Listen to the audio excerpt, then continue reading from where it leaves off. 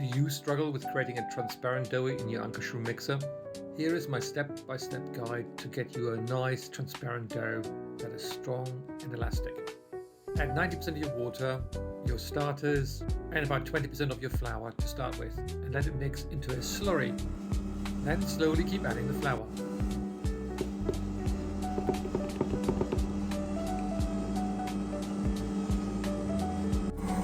Once it gets a little bit thicker, I turn up to heat setting 2, and it starts to form a bit of a wall. I have a little bit of flour left, and at this point I might need to add a little bit of water as the dough gets a bit stiffer, but you can see the wall has risen further up the bowl, and it's already starting to be non-sticky on the side. This is the point where I add a little bit of the water that I have left back.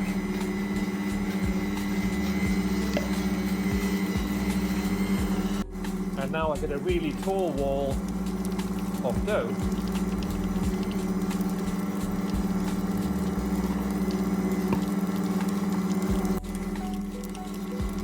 So the wall is really tall, the dough is quite stiff, but it's already cleaning the side of the bowl. Pushing the arm in can give you a sense on how stiff the dough is, and if it's a bit too firm, add a bit more water. Sometimes it does this, but don't worry about it. It'll slowly even back out again and turn into a more normal dough ball with a high wall. There you go. Once you've added all the water and all your ingredients, now it's time to let it mix. I now set it on full time on the controller, and I'll show you what it looks like when it's towards the end. We're about halfway through the timer, and you can see how the dough is much smoother, and you get these weird sounds from the center, like a which is doing really well. And you can see also it's clumping up in one side, being squeezed through the roller. All good signs that the dough is developing nicely. At this point, I'll add my salt and spices just gradually in the middle. Here you can see a little bit of dough dripping off, and you can see how stretchy it is by how it wraps itself around the dough.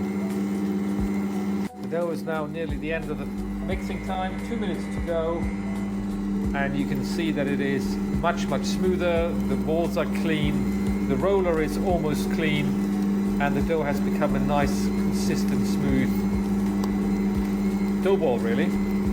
And here it is finished. The dough is already strong. It's not falling back into the center.